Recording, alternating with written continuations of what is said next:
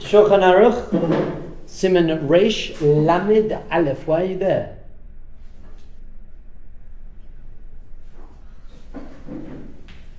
Al tifrash min hatzibor. It says in Pirkei Avos, don't separate yourself from the community. Get in the game, baby. Hilchas Reish Lamed Aleph Shulchan Aruch may be a bit scary for most people, but for you, you're going to love this. This is going to be your single favorite piece of Torah you've ever learned. For 99% of Jews, even religious Jews, they don't want to read this. It's scary. It's crazy. For you, in this class, you're going to be like, awesome. You're going to like freak out. You're going to be like, how did I didn't know? How did I not know? Let's read it together, children. Shekol kavanatav yeh l'shem shemayim. That all of your kavanah, your intention, your motivation is l'shem shemayim. I'm doing this for Hashem. I'm just doing this for Hashem. I'm just here for Hashem. I'm not even living for me. Do you know how good that is for you when you're not self-centered? You can't have low self-esteem or arrogance because I'm not even here for much. Here for Hashem. Or depression or anxiety. Well, you can't have anything bad. The best way to overcome depression is volunteer. I've seen it over and over again. Someone who's really, really depressed, don't actually say this to them. You say, you're right, actually, your life's not worth living. It would be better if you weren't here, actually. But seeing as your life's not worth living, then just go and help someone else. You might as well just be here to make someone else's life better. And then if they actually do that, then their life becomes worth living. Because they won't be on themselves. So you don't have to get depressed in extreme to do this. Just realize, I'm just here, I'm a soldier in Hashem's army. So good. It's so good. So someone takes your parking space, you're like, well, I'm a soldier in Hashem's army. I'm not going to freak out about that. אם אי אפשר לא ללמוד בלא שנת צהריים ישן. If you can't learn or really function, let's say, without a little power shlof, then you can have a power shlof. Nice? You're very tired. After lunch you're very tired, but you've got the whole of afternoon Seder. You can have a 20-minute, up to 29-minute power shlof. You don't want to be sleeping for more than 29 minutes during the day. 29 minutes power shlof. כשנאור משנתו אין צריך לברך. When you wake up, you don't have to say אלוקי נשמה. ובלבד שלא יאריך בזה, as long as you don't sleep for too long. שאסור לישן ביום יותר מן שנס הסוס שהוא שתין נשמי. It shouldn't be for very long because it's forbidden to sleep during the day. And there's a machlokas whether it means 30 minutes or 3 hours. But I think we say 30 minutes. Shabbos may be different. ואף בזה, המעט, לא תהיה כוונתו לענות גופו, אלא להחזיק גופו לעבוד את השם יתברך. But even when you do have this little shlof, your kavanah, your intention in having this little shlof, shouldn't be because I just really enjoy it. It should be because I need to shlof in order to feel strong to carry on being a functional, healthy, loving member of society. Now, I want to teach you something very important when you learn Musar. Don't freak out. You can sleep. We're talking about ideals here. We're talking about at some point in your life you want to live up to this, but don't leave my class now and be like, oh no, I slept for 31 minutes. Don't do that. Just be a healthy, fun, playful, conscious human being who's trying to grow, but you really want to make it that at some point by the time you're 60 maybe, that you're not just sleeping your days away. And by that time you probably won't want to because you won't have so many days. So we're learning quite an intense thing here. But I want you to learn it as an emotionally balanced human being and not freak out. To say, okay, this is an aim, a goal, an ideal.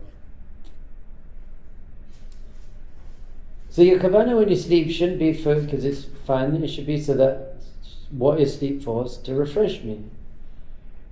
V'chein v'chol ma sheyeneh ba'olam hazeh. Any pleasure you get from this world. Lo yikaven la'anat. Don't say I'm doing this just because it feels good. That shouldn't be why you do what you do. Ela la'avodah savarei yitbarach. I'm doing this as part of my service of Hashem. Once again, be balanced. It's hard.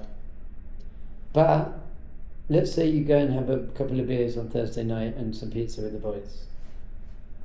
If you say, I'm doing this because I've been working really hard in yeshiva and I just need to chill out a little bit, that's great. That's doing it as part of my avodah Hashem. Part of my avodah Hashem. To have some beers and pizza with the guy, that's okay. I can do that. Once you just have too many beers and too much pizza, you can't say that's avodah Hashem anymore. So I'm not saying God bless you. I'm not saying be completely extreme and never do anything. I'm saying be moderate and conscious. Moderate and conscious.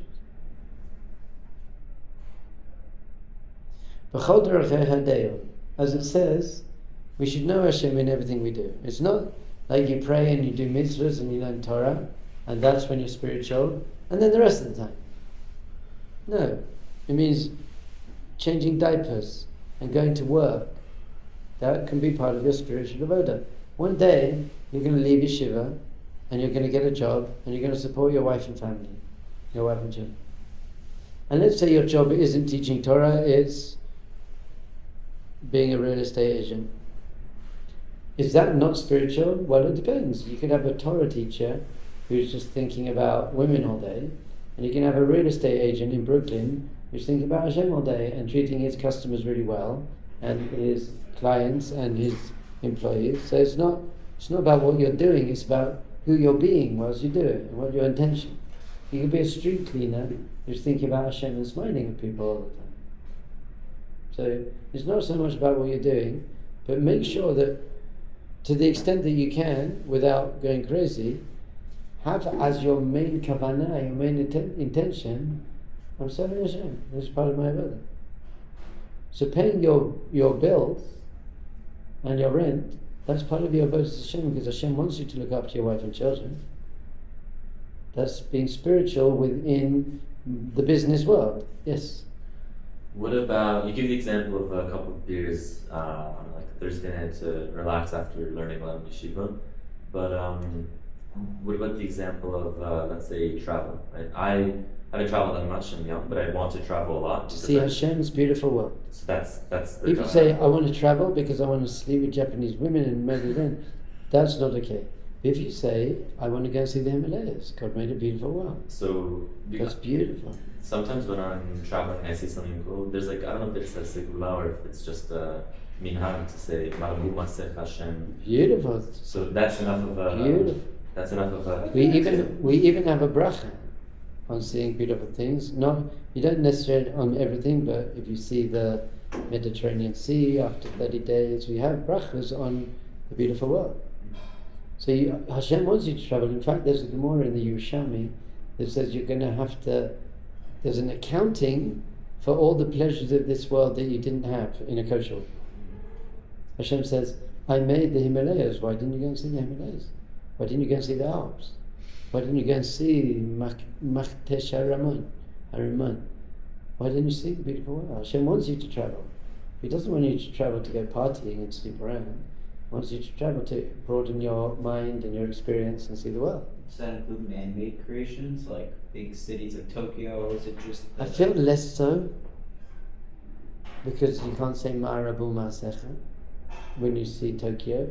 But God created people who created Tokyo. Yeah. So maybe, so you could kind of say that, but less directly. But you can say, wow, you've given man great intelligence, but man also created the atom bomb and war. So just because man created it is not necessarily an expression of godliness. Right. if I don't naturally have, let's say, a desire to see the Himalayas, is there a positive mitzvah for me to go out of my way to go see the world? I think to see Israel, go and see Israel, at least. Go and see the beauty of this beautiful holy land. It says that Abraham walked the whole length, Moshe was shown the whole length. It's even said that every Dalet Amos, every 4 feet you walk in Israel, a new 4 feet opens up another part of your neshama. So if you can walk to yeshiva a different direction, it opens up a different part of your neshama. I walked from the Lebanese border to Eilat once. From where? Lebanese border to Eilat, 750 miles. I walked it in 40 days, and I walked the whole land of Israel.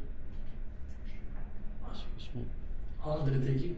I did it in 40 days. Oh, 40.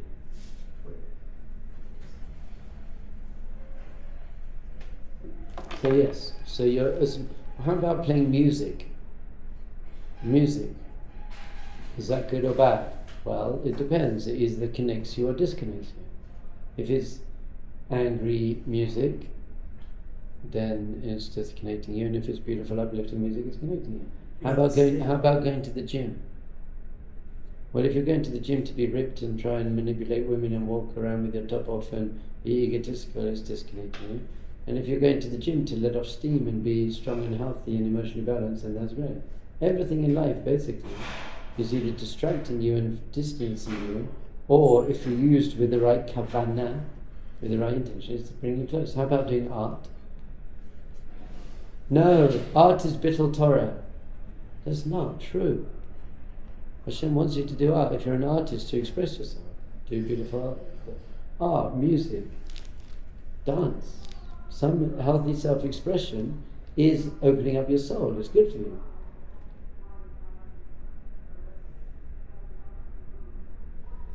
So everything, if you're doing it just for my pleasure, not good.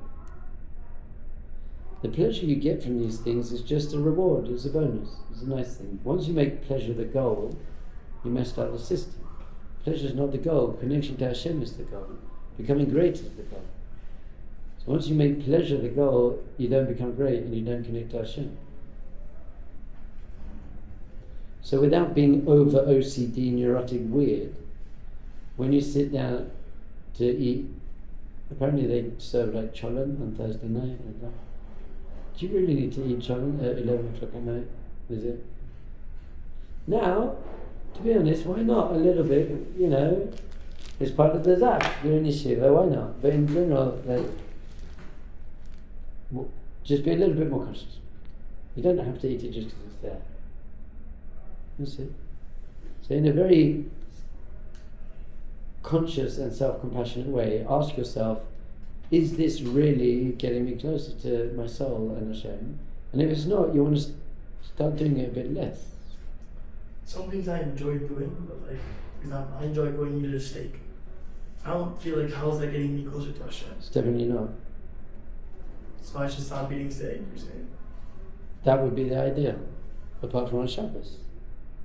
Then you should certainly eat steak on Shabbos if you enjoy it. But just going to eat steak during the week, why? Just because I really enjoy to have a long week in yeshiva, how you said, go eat a steak. Okay, fine. So then that's fine. So that's okay. But if it's to deal with your emotional issues or whatever, if you're using it to deal with life, then it's not the best thing. And if it's making you a more greedy, selfish person, that's not good. So just be aware. But that's exactly what I said. If you want to go out for a nice steak after a week in yeshiva, that's great. Reward yourself for your hard work. It's good. That's where you've got to get the balance. But yes, in general, restaurants, what's the point of a restaurant? Because food tastes nice. So what's that really doing for you spiritually? So once you start overfeeding your physical desire, it detaches you from your spiritual essence. So you want to get that balance. It would be a mistake to eat too much.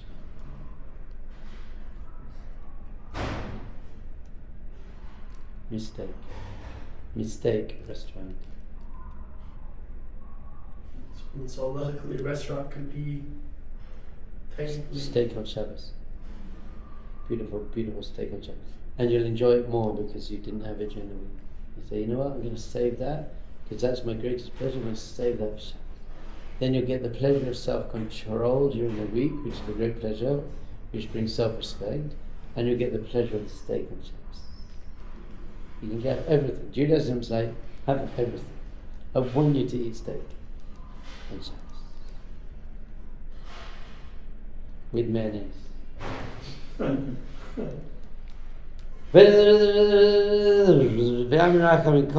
Everything you do, we're doing it for a spiritual reason. Even things you're allowed to do. You're allowed to drink Coke and watch movies. But why are you doing that? Too much. Once again, the balance. You watch a movie as long as there's no sex and violence in it, which could like Finding one. But Inside Out's cool. There are some good movies, you know? Zootopia? I don't know, whatever. Zootropolis. Anyway, there are some movies, so why not? But why? you would be against watching like war movies and army movies. Pardon? You would be against watching like. Well, I love Braveheart. Braveheart's my favourite That film. used to be my favorite movie. It's an awesome movie. Like, I don't know if I want to watch it now. I don't know. all those shows have to do with violence, like Why not would you- violence, but like trying to say. I think shows in general are just awful.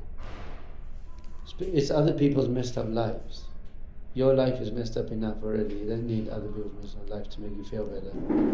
Especially like proper soap operas with love twists and why would you watch that? It's really not doing anything to consciousness. So you don't want to put not kosher food in your mouth. You also don't want to put not kosher content in your system. It's not.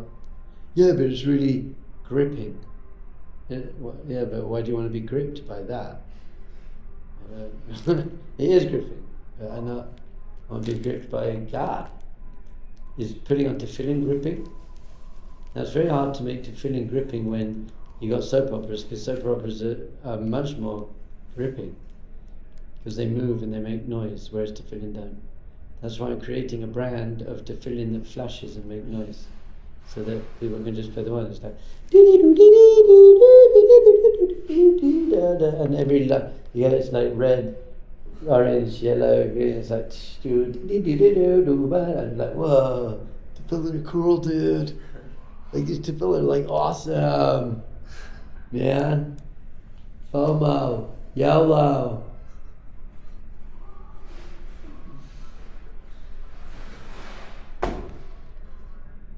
Like dude, it's like time to grow up, dude.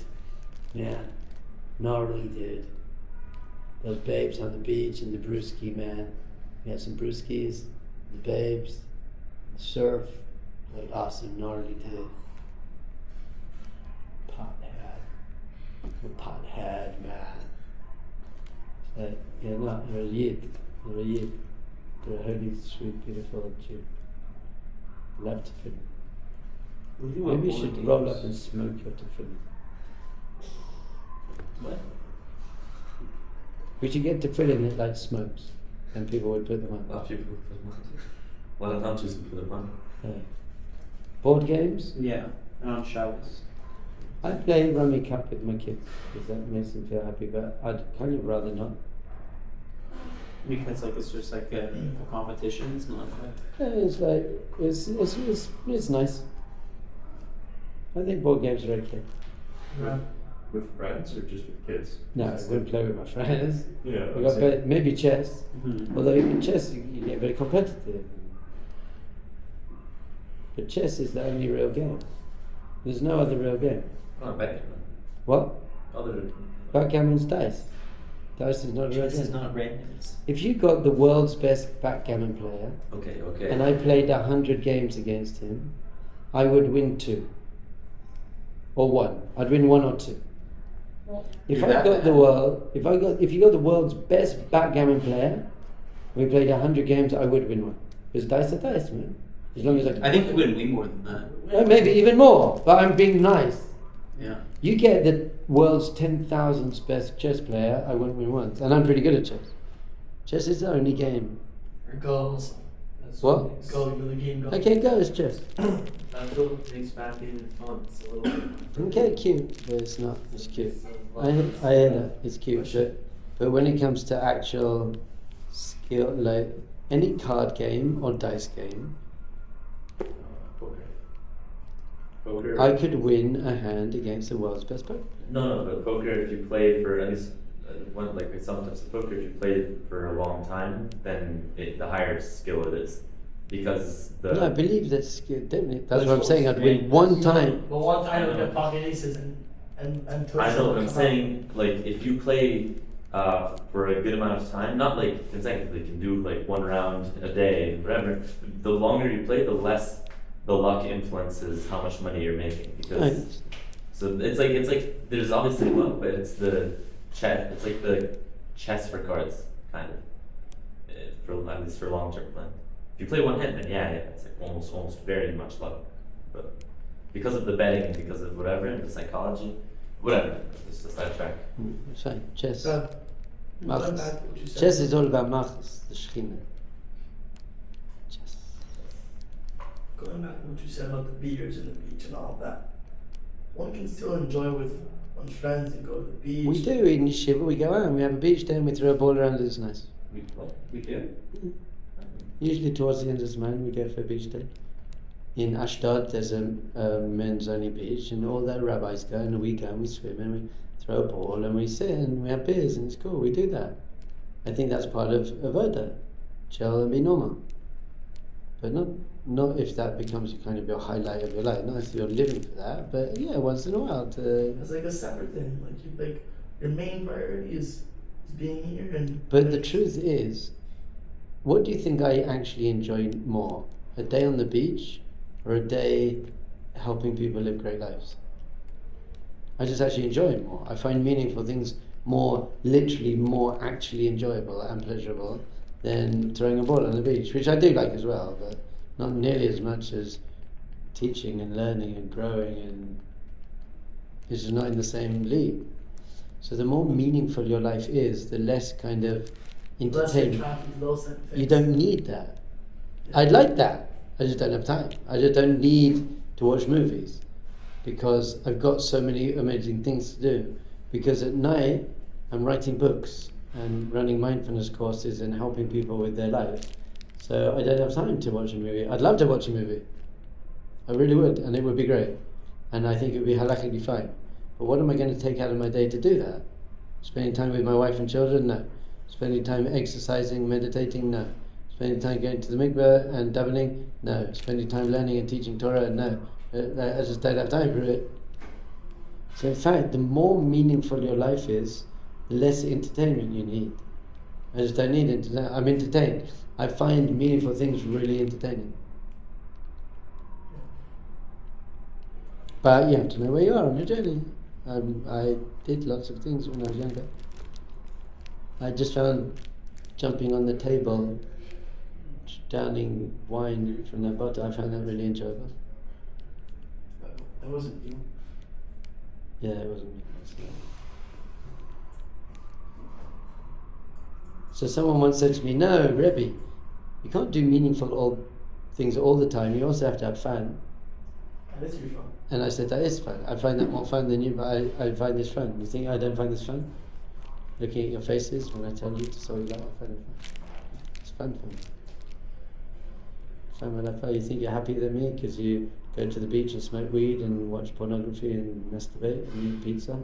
You think you're actually happier than me. Do you look a bit, you're sad for me? You're like, I feel so bad Rabbi Dov Ber is losing out on playing Fortnite. You know, he could have such a much more pleasurable life. No one's thinking that. You know that's not true. As I said before in the class, we said learn how to love your obligations. And then you don't have time for all these other things. Yeah. I have time for Fortnite. I wouldn't spend a second of my life playing Fortnite. You crazy? You crazy? What would I gain from playing Fortnite? How does that help me help anyone? What's the point? But it's really enjoyable. So what? So I don't know, things are really enjoyable, but they're meaningless. I don't do meaningless, enjoyable things. Yeah. I might be going very far back, but you said that for art and dance and all those things, maybe like hobbies, they're not really good to Torah at all. Healthy hobbies. Healthy hobbies. Healthy creative self-expression. Your soul needs it. I think it's good for your soul. Sport? So if you're sport as well. Unless you start getting all bigging up on people's faces on the basketball court, then it's not. But to go and shoot some hoops with your friends, I think that's actually good for your soul. Once again, not once you start having bad midat. If you have to start having bad character traits and over-competitiveness, then it's not. But if you're just going and shooting some hoops, I think your soul really enjoys that. It's very pleasurable. I can see that, for example, on a Sunday, having a multi-hour activity of doing one of those. But would you also think that it's okay, doing a little bit every day? Yes, I would think it's very important to do every day. What happens in yeshiva?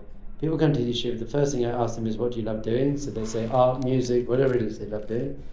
And I say to them, "You have to do it a lot whilst you're here. Double up on it." And they say, "Okay." After 3-6 months they're here. They're all depressed in the base midrash, learning Gemara B'in all day. And they're saying, "Rebbe, I'm not really feeling my davening anymore. I'm not." And I say to them, "What, are you playing the guitar?" And they say, "No, it's Bittul Torah, I don't have time now, I've got to do Chazara and my Gemara." And I say, "That's why you're not davening with Kavanah. Because as an artist you need to do art, otherwise you can't daven with Kavanah. And as a sportsman you have to play sport, otherwise you can't daven with Kavanah." So it's not Bittul Torah. It's Bittul you if you don't do healthy, creative self-expression. They have to be healthy. Creative self-expression. Sport, art, music, journaling. Daily, just 5 minutes you can do. But don't go and, at the end of a long day, go and shoot some hoops for half an hour. Is that a hindrance that Hashem put on us? That we need to do those things? No, I think it's a wonderful self-expression. I think it's a beautiful thing.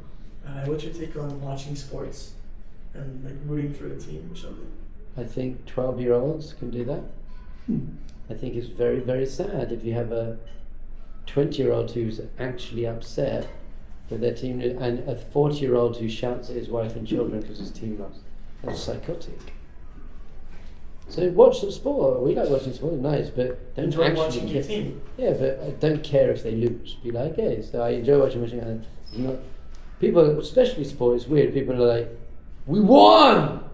And it's like, "No, you didn't. You sat on the couch drinking beer, you fat loser. You didn't do anything. They won, and you support the Mazel Tov. And who really cares? Are they great people? Are they good husbands and fathers? They're very good at throwing a ball. Well done. Great.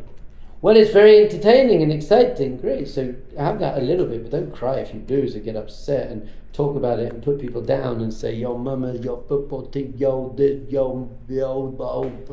That's just weird. It's just really weird. When people spend their whole lives, it means you have a meaningless life. If your team, and you're like, "What do you mean, Rabbi? I have blue blood. I'm loyal to my team." That's a good character trait, being loyal. Yeah, but you're being loyal to a meaningless, stupid thing. So that's stupid. Once again, watch your team, and if they get into the cup final, watch it. That's nice, and enjoy winning. That's cool. I like the balance, but don't actually check the results all the time and ruin Shabbos because you want to check the sports result. You're crazy. It's completely meaningless, and it's bringing you so into Olam Hazeh. You're completely detaching you from your neshama. Doesn't care if your team wins or not. So this is a balance I'm talking about. Watch it. It's nice. It's fun. And then get over it. Don't start checking the pre-season sign-ups and this and how, and then start and actually talk to people about it. "I can't believe, did you see what happened? And he said that, and it was an amazing move, and he's the linebacker and the quarterback, and he won to..." Don't you have anything better to speak about? It's balance. 12-year-olds can cry when their football team loses. 20-year-olds, 40-year-olds, it's just weird. It's also like when people say, "I'm bored." I'm bored. If you're bored, you're boring. If you are bored, you're boring. Because how can you be bored unless you've learned every instrument in every language and fed every orphan? and learn the whole Rambam. What's there to be bored about? I just don't get it. How could you be bored? There's so much to do. You've written every book you need to write. You've worked on all of your character traits. How is it possible to be bored? You're boring. If you're bored, you're bored. I like one of your quotes, the less meaningful life your life is, the more entertainment required. Something you said. What'd you say? Rihata. The less meaningful your life, the more entertainment You required. said that. Or the more meaningful your life, the less Oh, entertaining. The way I'm confused with. The more meaningful your life is, the less